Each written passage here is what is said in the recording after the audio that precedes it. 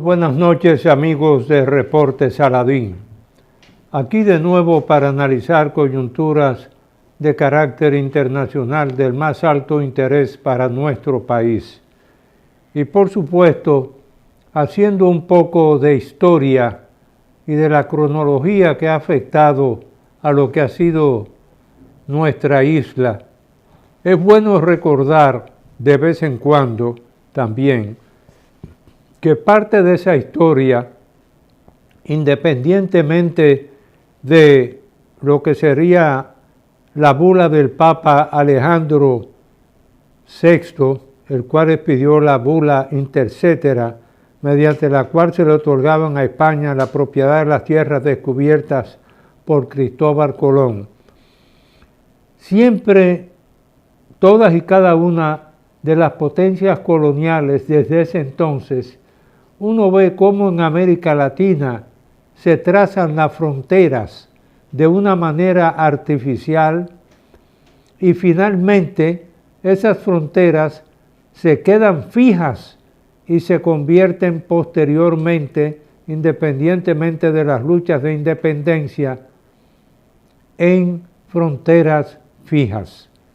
Una vez lograda la libertad en muchos de los países que lucharon especialmente contra España.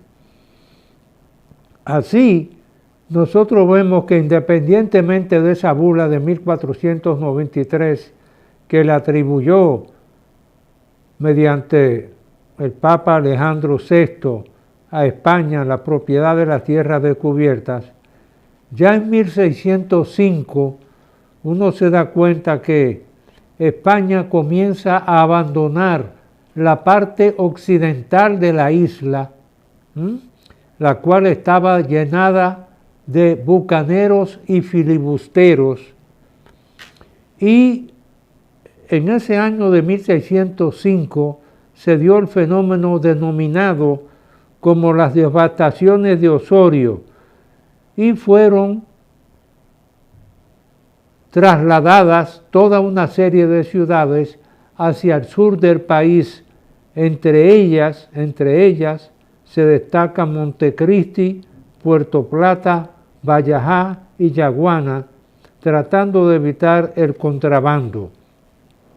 Es decir, que una de las razones que impulsó esas devastaciones de Osorio de 1605 provocaron que se abandonara prácticamente la parte occidental de la isla, de lo que hoy es Haití, y sobre todo que ya el norte había sido ocupado por muchos bucaneros y filibusteros.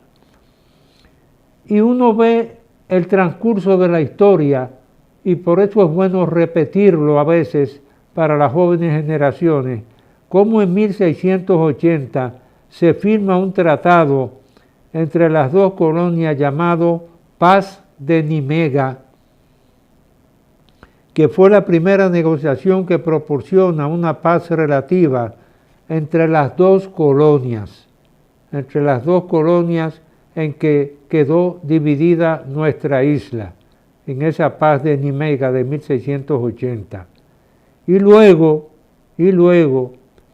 viene ya en 1697, fíjese los años que transcurren de 1680 a 1697, el 20 de septiembre se celebra un tratado de paz en Rijswijk, Holanda, entre España, Francia, Holanda e Inglaterra, en virtud de la cual la primera, entiéndase, España, le cedió a la segunda la parte occidental de la isla.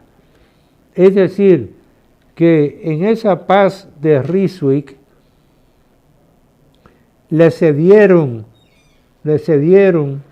a Francia la parte occidental de la isla.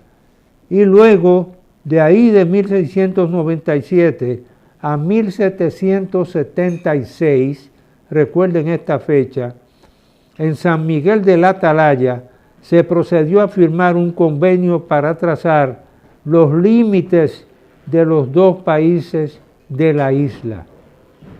En 1776 en San Miguel de la Atalaya.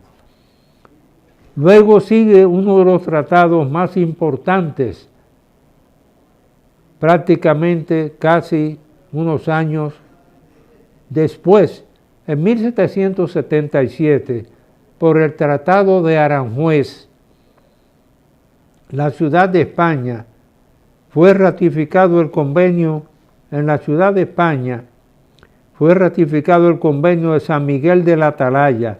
La frontera sería trazada desde la boca del río Dajabón o Masacre por el norte, siguiendo la línea hasta la boca del río Pedernales al sur. Se colocaron en esta oportunidad, en ese tratado de Aranjuez, se colocaron 221 pirámides y otras señales. Las pirámides más importantes tenían leyendas que decían de un lado España y por el otro lado Francia. Aquí se dan ustedes cuenta, y por eso he hecho este ejercicio recordatorio de memoria, para que las nuevas generaciones estén conscientes de cómo los imperios coloniales trazaron esas fronteras en la mayor parte de los países de los continentes del mundo y abrieron la posibilidad a los conflictos bélicos que se dieron luego entre países fronterizos independientemente de sus luchas de independencia.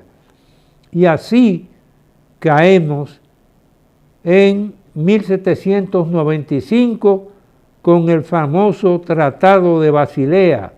En este estado de guerra en las colonias, España celebra la paz con Francia, cediéndole a esta la parte de la isla por el Tratado de Basilea, Suiza, el 22 de julio, y esa noticia se conoció en nuestra isla, es decir, en la ciudad de Santo Domingo, el 18 de octubre de ese año de 1795.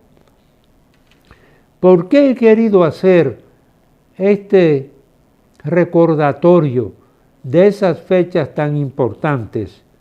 Porque ustedes recordarán que lamentablemente muchas de esas fronteras que se trataron, independientemente de la buena intención de su santidad el Papa Alejandro VI, cuando le cedió la propiedad a España de las tierras descubiertas por Cristóbal Colón, muchas de esas fronteras se convirtieron en conflictivas.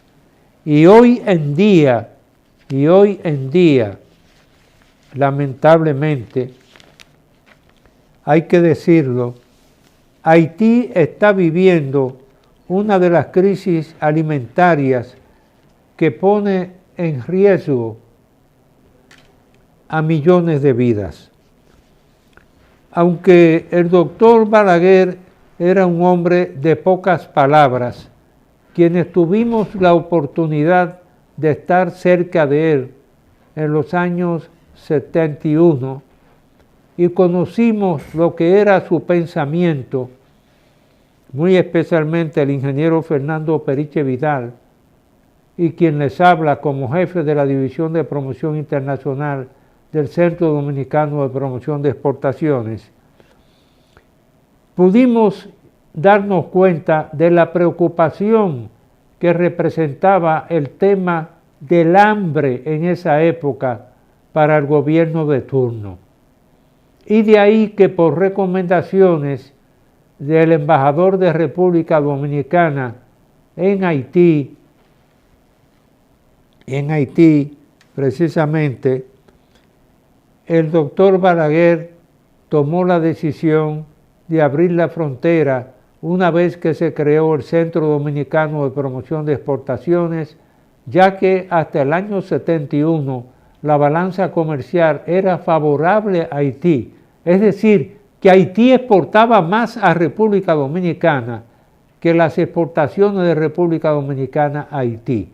Y ya en 1973, quiero repetirlo, República Dominicana comenzó a superar las exportaciones de Haití y estábamos exportando en 1973, gracias a una misión comercial de 31 empresarios que llevamos en el Centro Dominicano de Promoción de Exportaciones a Haití.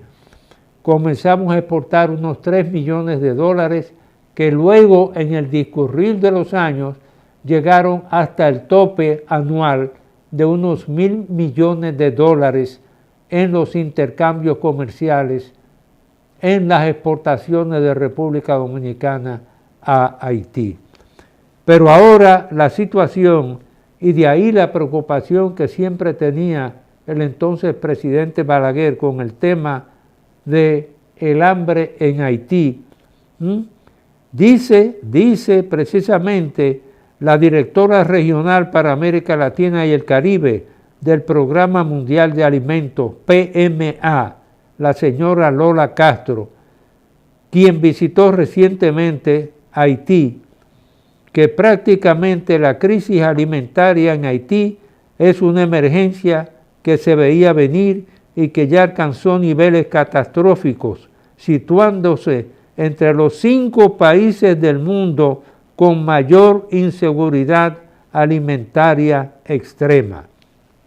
Hay que mencionar que esto coincide con una crisis financiera de la Organización de las Naciones Unidas, la ONU, que se ha hecho pública, y por primera vez prácticamente la ONU se está quedando sin recursos para los programas de ayuda alimentaria a los países que tienen crisis, como es el caso de Haití, donde están en riesgo de pasar hambre 5.7 millones de habitantes, independientemente de todo el comercio fronterizo, del nivel de las exportaciones de alimentos de República Dominicana a Haití, aún con las limitaciones que existen actualmente, pero sobre todo, que en esta situación, el Programa Mundial de Alimentos requiere de unos 46 millones de dólares para poder atender los casos de emergencia que tiene a nivel mundial y muy especialmente el caso de Haití, independientemente de las acciones que tome el nuevo secretario general de la Organización de Estados Americanos, OEA, el embajador Albert Randin, ya que la ONU, al igual que otros países de América Latina, le han reclamado a la Organización de Estados Americanos, OEA, que atienda con carácter de emergencia las situaciones de Haití. Hacemos una breve pausa y retornamos en unos instantes.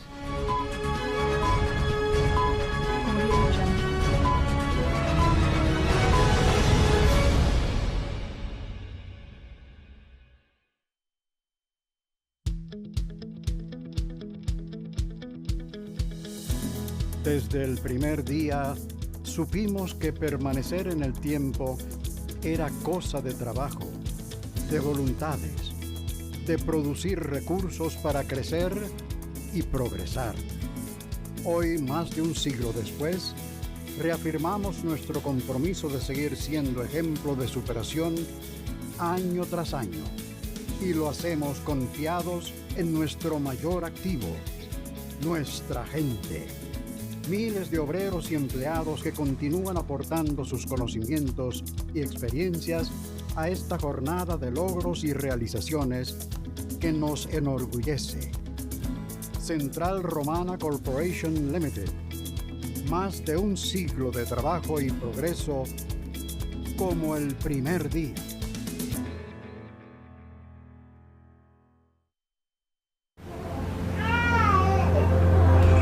Sometimes life can be so hard, but it's all part of the journey. You may feel lost and have doubts lives in your soul. But it's just a perception. You can achieve what you set out to do and more. You'll have my smile to guide you on through life's great adventure. Sure, there'll be challenges to come, but it's part of the journey. You will never be alone with my smile to guide you on. Mamá! You'll have my smile to guide you. Una sonrisa es todo lo que necesitamos para sentirnos seguros, humanos seguros, como tú.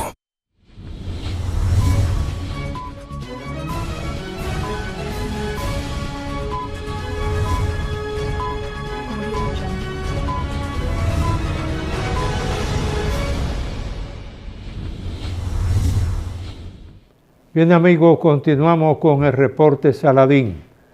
Quisiera informar a nuestra teleaudiencia que este programa a partir del próximo sábado será a partir de las 8 de la noche, para que estén informados en relación con los horarios del mismo. Así comenzará a hacerlo en el mes de junio, durante el mes de junio.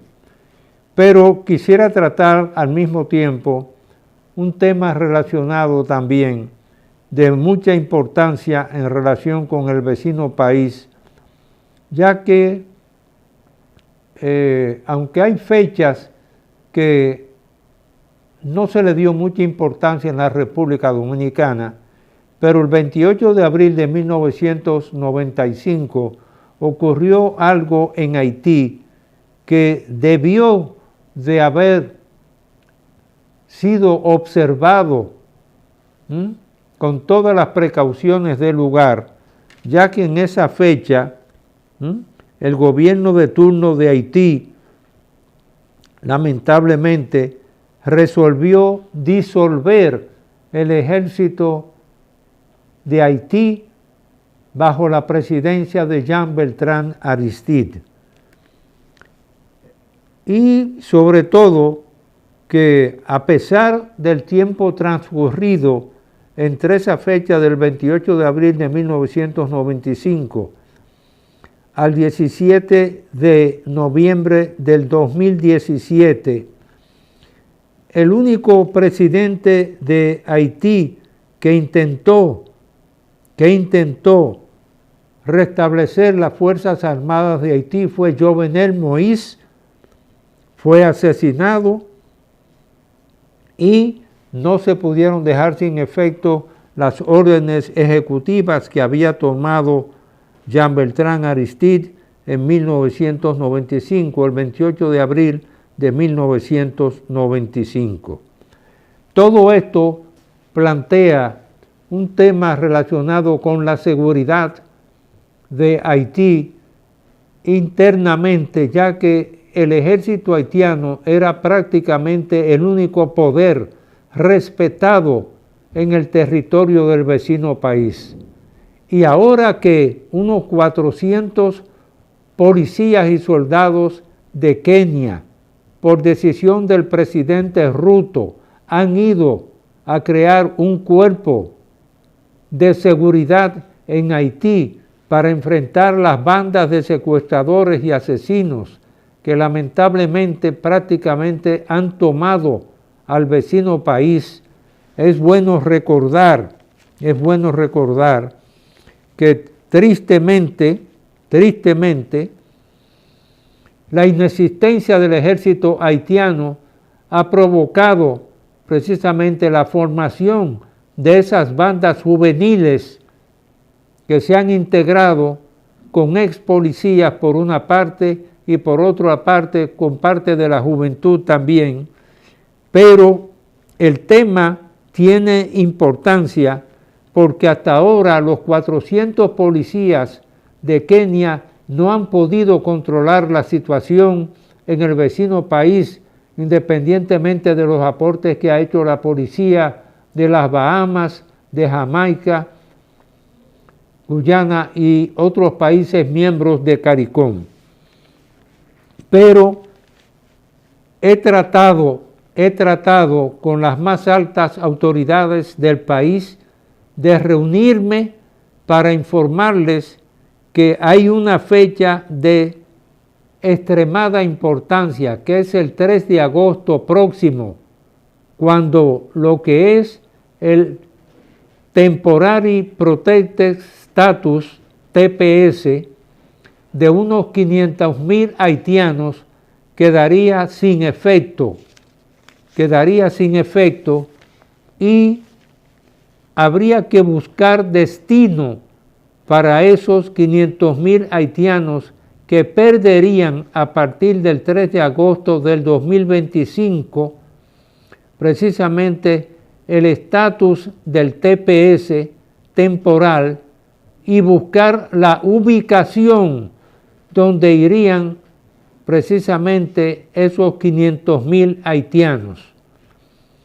Una de las alternativas podría ser, y esto es algo que quería informar a las más altas autoridades de la nación, es que podrían eventualmente darles un indulto a esos 500,000 haitianos para que permanezcan en territorio de los Estados Unidos de América y no ser deportados como han venido siendo deportados otros inmigrantes, independientemente de las razones que tiene Estados Unidos de América para deportar inmigrantes a diferentes países.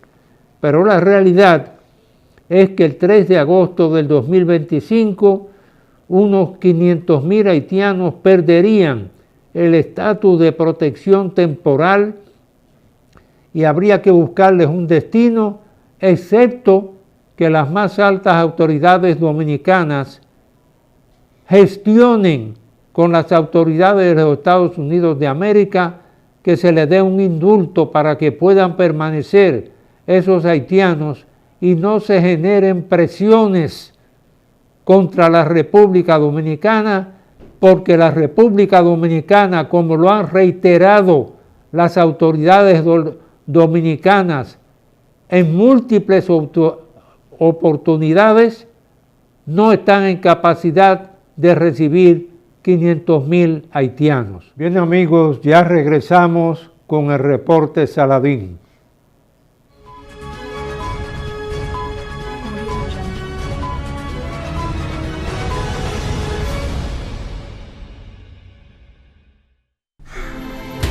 Atrévete a encontrar eso que quieres. Solo tu magia la puede hacer brillar. Las ideas que siempre has imaginado, ilumínalas y hazlas realidad. Las puedes cumplir. Cada idea que tienes vive aquí. Las puedes cumplir. Cada idea que tienes brilla en ti. Hay un lugar donde tus ideas se cumplen. El Banco de las Ideas, 60 años cumpliendo. Popular, a tu lado siempre. Por naturaleza, somos seres felices. Disfrutamos de quienes nos rodean. Luchamos para alcanzar nuestras metas. Nuestra imaginación descubre mundos y nos impulsa a ser mejores. Por eso buscamos el mejor sabor de la naturaleza. Yogurt Rica. Encuéntralos en nuestros nuevos sabores. Natural sin lactosa, chocolate, piña y piña colada. Con menos azúcar y mejor sabor. Perfeccionamos lo mejor de la naturaleza porque la vida es rica.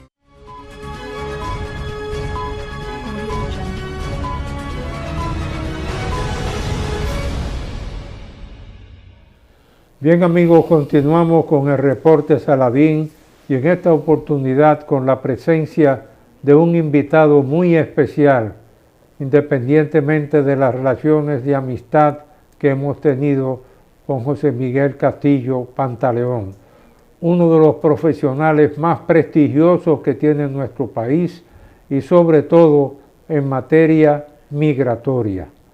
Por eso precisamente quisiéramos escuchar su opinión en relación con esa reunión que se pospuso para el jueves de la pasada semana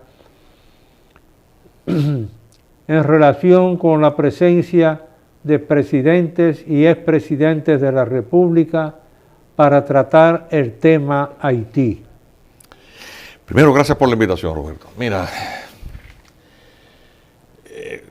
en general es bueno que los líderes de las fuerzas políticas o de los distintos ámbitos, en el caso de la política, pues es una esfera importante porque al final de cuentas gravita en el desempeño, en la toma de decisiones de quien desempeña la función, líneas partidarias, conceptos, ideas, pero también influencias externas a cada uno de esos sectores. Por ejemplo, el grupo empresarial que te financia la campaña en el partido X, obviamente te baja línea si tú quieres seguir contando con ese financiamiento. Entonces, siempre es bueno que haya ciertos consensos, porque al final de cuentas la democracia es la búsqueda de esos puntos, de esos vértices de confluencia para buscar lo que le llaman la armonía democrática, es decir, una decisión más o menos aceptada y validada por todo el mundo. Esa es la supuesta legitimidad. Pero hay un detalle. En un Estado de Derecho, en donde la norma ha sido el producto del ejercicio legítimo de la autoridad del pueblo a través de sus representantes, que son los miembros del Congreso y el presidente que termina promulgando leyes. Ponerse de acuerdo para ver qué hacer con la ley, con la vigencia de la ley, en el fondo es un debilitamiento del Estado de Derecho. Pues la ley no es para estarla interpretando, es para aplicarla, creo yo. Yo lo que soy abogado. Pero si la ley dice que el control migratorio se ejerce de tal o cual forma, a eso no hay que buscarle muchas vueltas. Entonces, ahora se van a juntar los presidentes,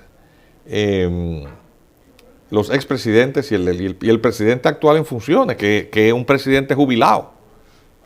Porque Luis Abinader era un presidente jubilado. Él, al mes y pico de juramentar, él entonces produjo un endurecimiento de una dificultad mayor de la posibilidad de la reelección. Entonces, ya él no puede, ya así las cosas, él no va a ser más presidente hasta el 16 de agosto del año 2028. Él es un expresidente, pero en funciones todavía. La transición más larga. Entonces los cuatro se van a juntar para decir ¿qué? ¿Qué es lo que van a decir? Mira, ¿cuándo empezó el problema?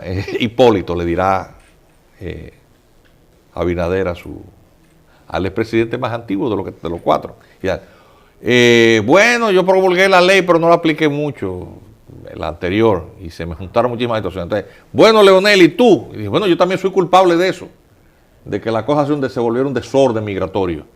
Duré 7 años sin aprobar reglamentación de aplicación de la ley de migración. Y dirá Danilo, y yo hice todo lo posible por inutilizar la sentencia 168 sobre el tema de la nacionalidad.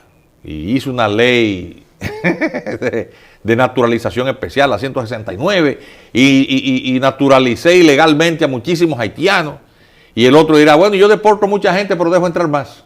Se juntan los cuatro, supongo yo que será a analizar sus culpas, cuando realmente eso no es para analizar, es sencillamente para afrontarlo en una decisión única, aplicar la ley. Porque si la ley se aplicase, este problema no lo tuviésemos, y a eso no hay que buscarle mayor explicación. Eso es lo que yo creo.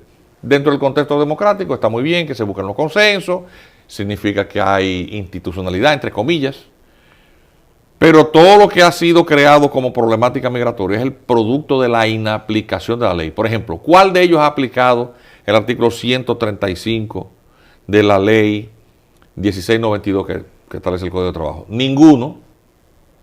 Ninguno. Y este tiene 5 años ya. El 80-20 es un espejismo. ¿O no?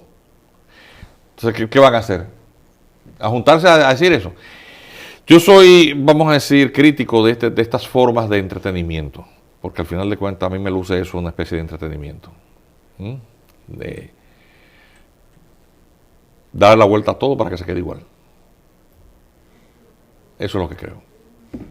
Pero definitivamente hay ciertas fechas que vienen dadas ya de lo que es la actual coyuntura en los Estados Unidos de América, y esas fechas más o menos crean un marco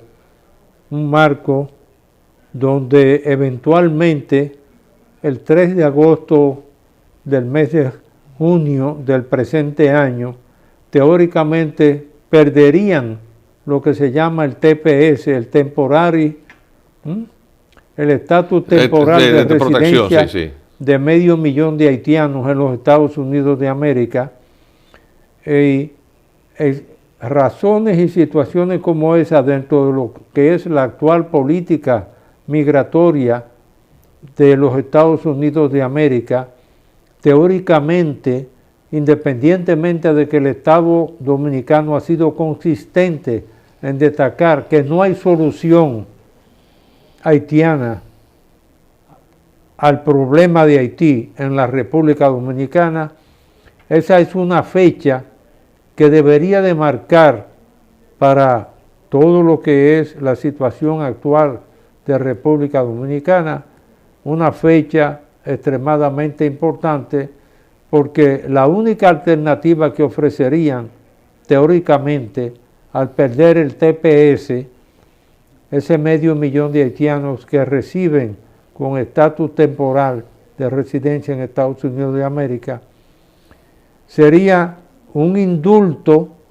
para que esa población pudiese acogerse a ese indulto y permanecer en el territorio norteamericano. Porque República Dominicana ha venido reiterando que no hay solución haitiana en la República Dominicana. Y esa va a ser una fecha muy importante. Mientras tanto, los otros países, incluyendo tanto a nivel del Consejo de Seguridad de las Naciones Unidas, especialmente los que tienen el veto, el poder de veto, como la nueva Organización de Estados Americanos, presidida ahora por el embajador Albert Randin, han recibido el reclamo de los propios Estados Unidos de América de que hay que buscar una solución al problema de Haití. En ese sentido, ¿cuál sería tu posición? Mira, Roberto,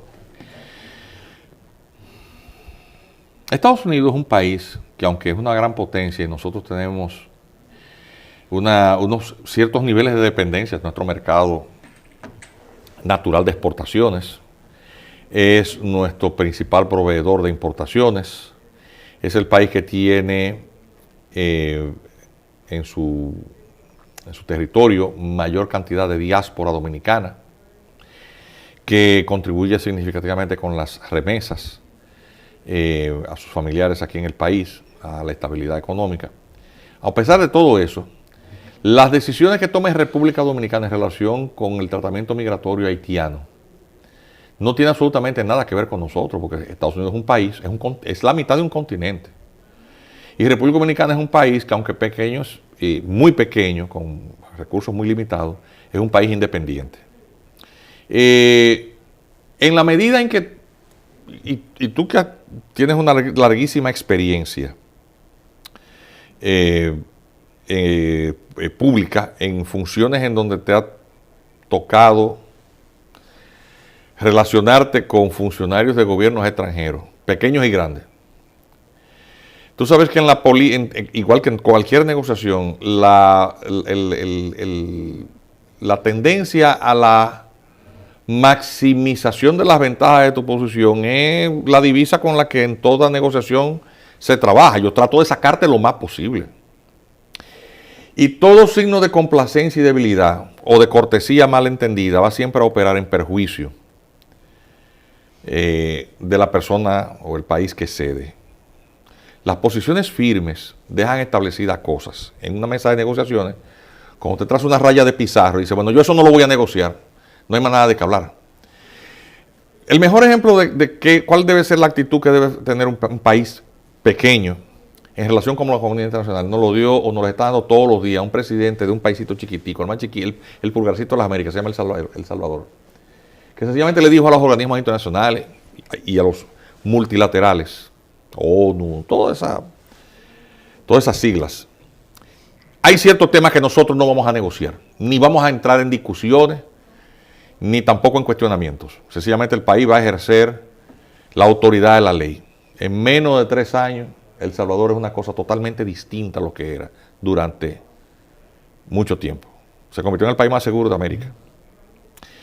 ¿Y por qué El Salvador, que es el país más pequeño, el pulgarcito de América, ahora mismo es respetado por la comunidad internacional? Porque se dio a respetar. Y a El Salvador, al presidente Bukele le amenazaron con todas las formas o mecanismos de presión. Y pues sencillamente él terminó pasándose eso por las piedras, ¿verdad? No le dio ningún tipo de importancia. Y expresó permanentemente su vocación de ejercer sus atributos soberanos como gobernante de un país que le eligió para resolver problemas, para afrontarlos y resolverlos. Eso da una gran lección a los gobernantes de estos países que se creen que los 4 de julio tienen que ir a hacerle besamanos a un procónsul. Que sienten que deben de andar si no de rodillas, casi en cuclillas, aplastados, a cualquier mesa de negociaciones. República Dominicana se está jugando su estabilidad, porque como país pobre, su presupuesto recibe una presión, su presupuesto nacional, su ley general de gastos públicos, recibe una presión de sobredemanda de servicios sociales, que nos coloca a los contribuyentes en una situación de cada vez más difícil supervivencia. Estaba, antes de venir para acá, para el canal, a este espacio, estaba con mi hijo y mi esposa, y estábamos analizando las dificultades que tiene un profesional joven actualmente para ejercer su profesión de manera digna. ¿A cuánto está llegando los niveles de inflación?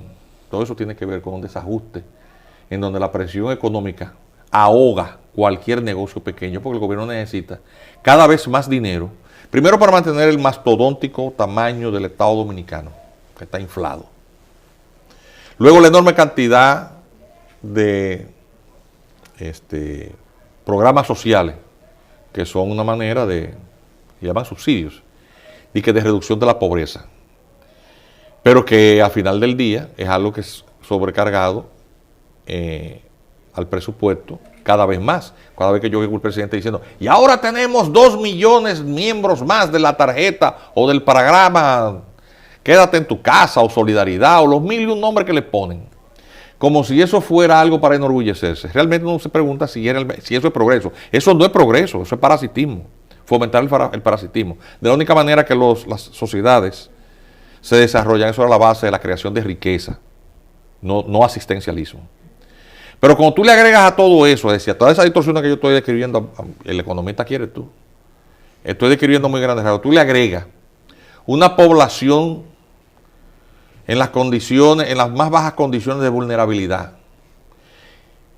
que se traga los servicios sociales de salud, de educación, que ejerce una presión sobre la vivienda, porque tienes que vivir en algún lado, que por sobredemanda, por sobreoferta, inunda la demanda laboral, principalmente presionando a los sectores de mano de obra no calificada, que son los pobres. Uno se pregunta si el Estado Dominicano debe de tener una actitud distinta ante el anuncio de los Estados Unidos de que van a deportar 500,000 haitianos eventualmente a la isla. La respuesta es que el país tiene que dar una muestra de firmeza. Y si los 4 presidentes que se van a juntar no tienen eso claro, entonces el destino de nosotros es muy triste.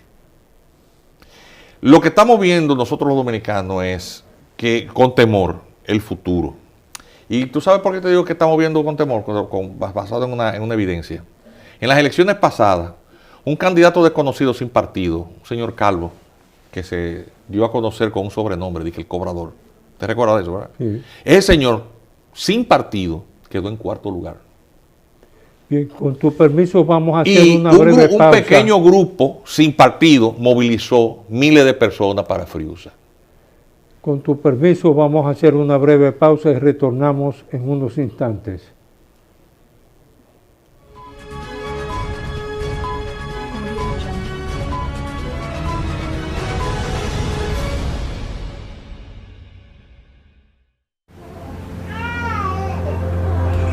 Sometimes life can be so hard, but it's all part of the journey. You may feel lost and have doubts in your soul, but it's just a perception. You can achieve what you set out to do and more. You'll have my smile to guide you on through life's great adventure.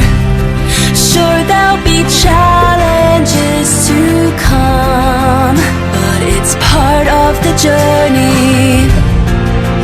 You will never be alone with my smile to guide you on.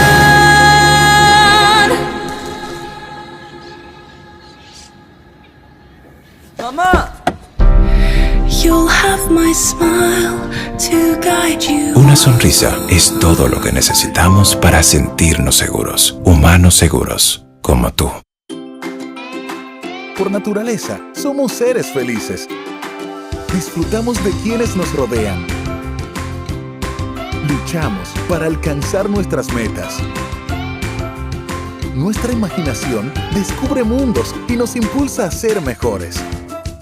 Por eso buscamos el mejor sabor de la naturaleza. Yogurt Rica. Encuéntralos en nuestros nuevos sabores. Natural sin lactosa, chocolate, piña y piña colada. Con menos azúcar y mejor sabor. Perfeccionamos lo mejor de la naturaleza porque la vida es rica. Bien amigos, continuamos con el reporte Saladín, teniendo como invitado especial en esta ocasión al doctor José Miguel Castillo Pantaleón, uno de los juristas más experimentados y que conoce más a fondo toda la legislación de migración de la República Dominicana. Y en ese sentido, pues, retomando el tema anterior, quisiéramos darle la oportunidad de que concluya con los pensamientos que estaba expresando sobre ese tema específicamente. Sí, lo que sencillamente llamó la atención era, Roberto, acerca de un fenómeno político que se dio en las elecciones pasadas y que está aconteciendo actualmente. Nosotros estamos viendo que el sistema de partidos políticos parece estar en crisis. Es decir, y las mediciones de las encuestas te demuestran que los niveles de descreimiento, las no definiciones de liderazgos de relevo en esos partidos, muestra una crisis de los partidos políticos. ¿Qué significa eso? Que la gente no ve en ellos, en estos vehículos políticos que son los partidos y las candidaturas que presentan, las posibles candidaturas que presenten, una vía de respuesta a las preocupaciones de la sociedad. Un pequeño grupo liderado por un joven en estos días arrastró multitudes a manifestaciones públicas. Perfecto desconocido. Eso lo vimos. ¿Qué significa? ¿Por qué se canaliza eso a través de una persona absolutamente bisoña? Una persona sin un grupo que no está muy bien estructurado, sencillamente que se pone un uniforme negro. ¿Por qué?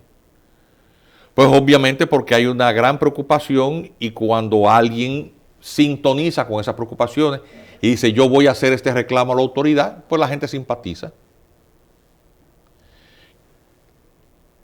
Al mismo tiempo nosotros vemos el gobierno tratando de manejar esos reclamos, esas insatisfacciones que se tienen su vía de expresión en las redes sociales, tratando de controlarlas, porque ese ha sido el siguiente tema.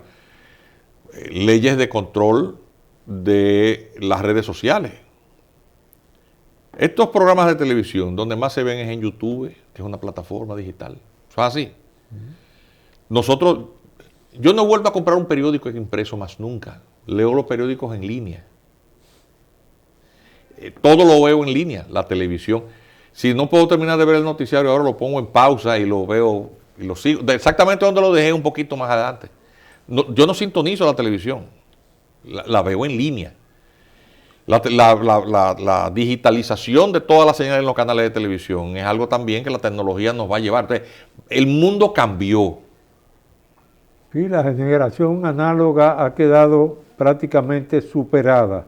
Claro, y eso sencillamente no tiene retorno. Entonces, eso ha potenciado por inmediatez las preocupaciones de la sociedad. Es decir, tienes más preocupaciones porque estás más enterado.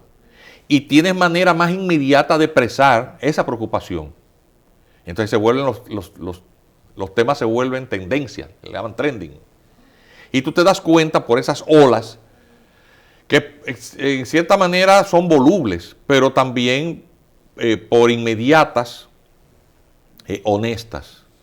Y el partido político promedio, no le está dando respuesta a todo eso. El tema haitiano yo te diría, el tema migratorio haitiano, el eje transversal de las preocupaciones, de todas las preocupaciones que tiene el país, porque eso impacta sobre todo el tema salarial, el tema impositivo, cómo se distribuye el presupuesto nacional y la paz social, porque nosotros estamos viendo un estado vecino que está atravesando por una situación inédita. Lo que está pasando a Haití no le ha pasado a ningún otro país en América y ha pasado en otras partes del mundo en algún momento histórico. Pero en términos contemporáneos y en las Américas es un caso único, un país que ha implosionado y está deshecho y se está deshaciendo. Aquí los medios de comunicación no se han hecho eco de una situación. Para afrontar la crisis política, la clase política haitiana, si se le puede llamar tal, está proponiendo una reforma constitucional. ¿Has oído sobre ella? Divide Haití en 10 pedazos. ¿Ustedes están oyendo eso, televidente? Haití se piensa partir, esa es la respuesta de la clase política, en 10 pedazos, porque cada político quiere un Haití chiquito para él dilapidarlo. Pero es curioso, sin embargo, José Miguel, que yo he mencionado muchas veces un dato histórico que no sé si todavía las actuales generaciones lo recuerdan o no, pero he cumplido por lo menos con repetirlo, que es que el primer país miembro de las Naciones Unidas que le pidió a las Naciones Unidas en 1945, 46, 47, se lo pidió al Consejo Económico y Social y a la Asamblea de Naciones Unidas un estudio sobre la viabilidad económica de Haití. Fue precisamente el vecino país Haití. Claro. Y que ese informe fue preparado por 11 agencias de las Naciones Unidas, técnicos supercalificados, que concluyeron ese estudio que se tituló Misión a Haití. Sí. Y fue entregado por el secretario general de las Naciones Unidas, Tocqueville, al presidente de Haití en 1949, y que la conclusión principal de ese estudio Misión a Haití era que había que sacar familias enteras de Haití hacia las islas semidesiertas del Caribe, que todavía no eran independientes, dicho sea de paso, porque todavía en 1962 no eran islas independientes, seguían perteneciendo a las colonias originales. Y ahí se demostraba que Haití no tenía la capacidad de producir y generar alimentos para abastecer la población que tenía en esa época, y se recomendaba, yo muchas veces he mencionado, por ejemplo, cómo la Guyana Francesa existe con una estación aeroespacial, y en el siglo XVIII y XIX la Guyana Francesa se convirtió en una cárcel para Francia, a donde enviaban a los presos a cumplir condenas. Así es. Y uno de ellos escribió hasta un bestseller. Y Papillon. Papillon, pero ese estudio está ahí y donde lo que recomendaban era precisamente sacar familias enteras de Haití hacia las islas semidesiertas del Caribe. Y está el caso Surinam, que tiene también la tasa de habitantes por kilómetro cuadrado más baja de América Latina, 3.2 habitantes por kilómetro cuadrado. Así es. Cuando independientemente de que hoy Haití es miembro de CARICOM, y todo el mundo sabe cuáles son las políticas que aplican los miembros de CARICOM, especialmente las Bahamas, con la migración haitiana. Claro, porque no hay capacidad de absorción de esa migración, porque además tienen los índices, al tener los índices de desarrollo humano más bajos, hay esa población genera una sobredemanda de servicios públicos, educación, salud, porque tiene la tasa más alta de morbilidad, es decir, enfermedad infectocontagiosa. En Haití hay enfermedades endémicas para las cuales incluso en países desarrollados ya los medicamentos dejaron de fabricarse porque fueron absolutamente excluidos de las enfermedades que circulan. En esos países, en las enfermedades tropicales son especialidades que se estudian porque hay cosas que hace rato que no se enferma un muchacho de polio, por ejemplo. Pero en Haití eso es una cosa común. Entonces, ¿qué significa todo esto al final del día? Que República Dominicana tiene que prepararse para sencillamente endurecer su política migratoria. Si queremos estabilidad económica, si no queremos que todo esto genere una desestabilización político-social, porque esas marchas que generan estos movimientos que están surgiendo es un reflejo de esa preocupación. Y el equilibrio democrático, no obstante esta ser la más estable de todas las democracias de la región y quizás incluso del continente, diría yo, porque en Estados Unidos una crisis política como hacía tiempo que no pasaba, y ya vemos que todavía hasta se cuestiona la legitimidad del presidente Trump a esta altura del juego. En República Dominicana hemos dado muestra de una madurez democrática, pero la democracia es sumamente frágil. Es decir, cualquier cosa que turbe ese equilibrio puede comprometer el todo. Roberto, tú estuviste en la Junta Central Electoral y un pequeño percance en una elección municipal creó una crisis política.